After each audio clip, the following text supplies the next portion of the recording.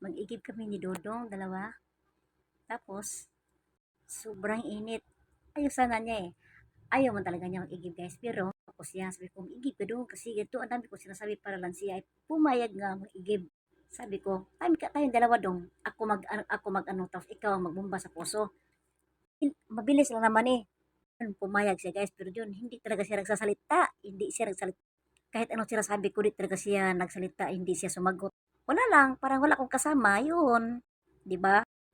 Tapos guys, ang lakas niya maglakad niya, tingnan mo. Ako sa malayo pa.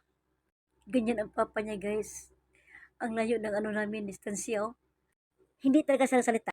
A few moments later. At nandito na kami guys, nakarating din kami sa puso, ang daming tao. May mga naglaba pa. 'Di ba ang dami, tapos ang dami namin igiban. Kaya buti na lang, mabait din sila. Pinauna kami. Sabi ni ate, una lang kayo kasi mamaya pa kami matapos, maraming labahan namin. Sabi ko, hindi wow.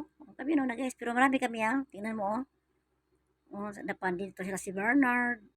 Pero alam ba niyo guys, pagkatapos puno na lahat, biglang umuwi si Dodong.